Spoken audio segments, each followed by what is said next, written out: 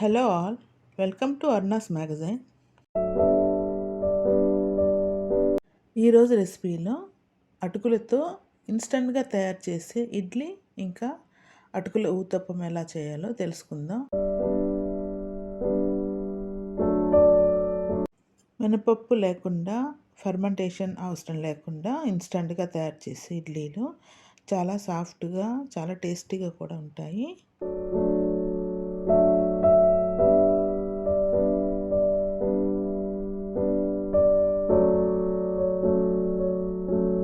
అలాగే ఇన్స్టంట్గా తయారు చేసే అటుకుల ఊతప్పం క్షణాల్లో తయారైపోతుంది, చాలా రుచిగా.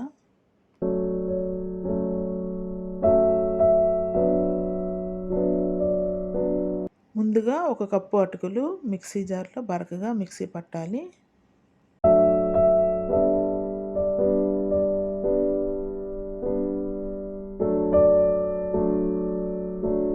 ఒక మిక్సింగ్ బౌల్లో 2 కప్పుల బొంబే రవ్వ తీసి కడిగి ఉంచుకోవాలి.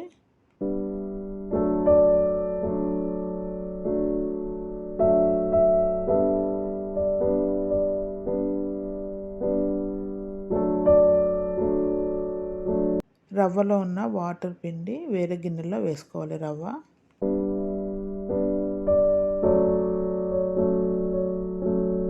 ఇప్పుడు ఇందులో ఒక ముప్పావు కప్పు నుంచి ఒక కప్పు పెరుగు వేసుకోవాలి. అలాగే మరొక కప్పు వాటర్ వేసుకొని బాగా కలుపుకోవాలి, లంప్స్ లేకుండా.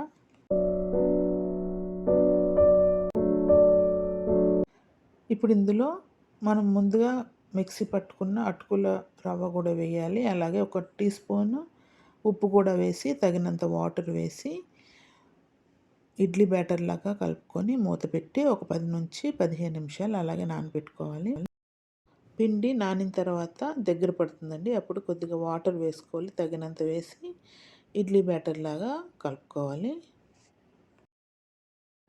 ఇప్పుడు ఇడ్లీ ప్లేట్ తీసుకొని నెయ్యి రాసుకోవాలి.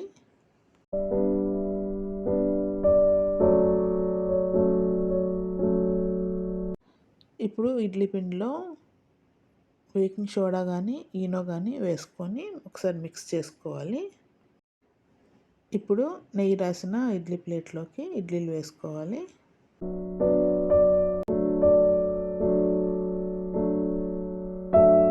ఇప్పుడు మామూలుగా మీరు ఇడ్లీలు ఎలా చేస్తారో అలాగా స్టీమ్ చేసుకోవాలి.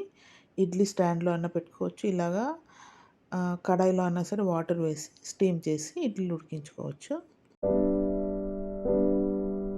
10 నుంచి 15 నిమిషాలు మనం ఇడ్లీలు స్టీమ్ చేసుకోవాలి.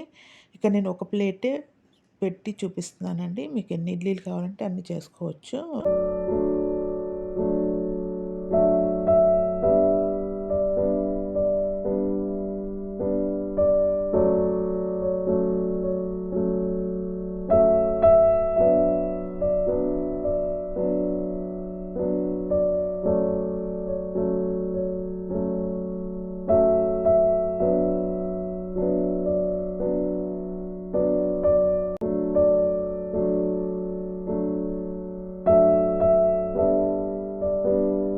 స్టవ్ ఆఫ్ చేశాక ఇడ్లీలు డిమౌల్డ్ చేసుకోవాలి. చాలా సాఫ్ట్గా, పఫీగా ఉన్నాయి చూడండి.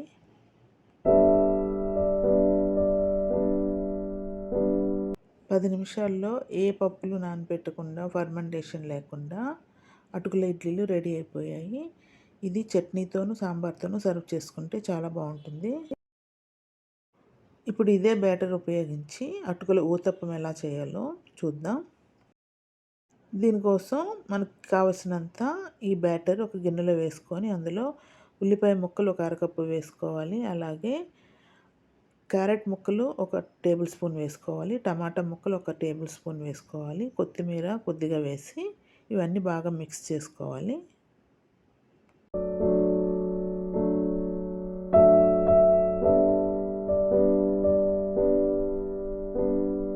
ఒక పచ్చిమిర్చి ఇలా సన్నగా తరిగి కలుపుకోవాలి.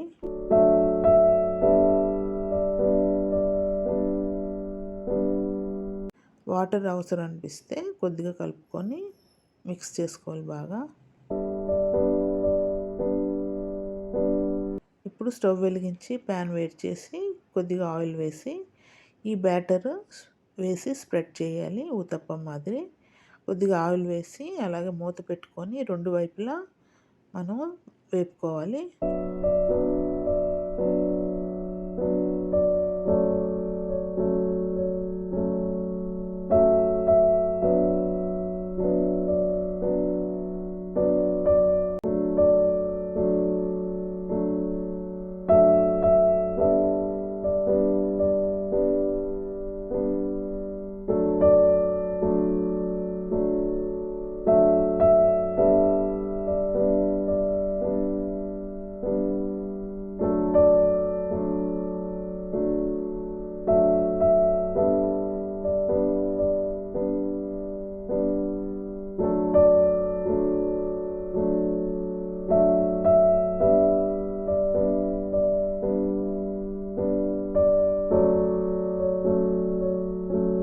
Quick and yummy poha uttapam ready అయిపోయింది.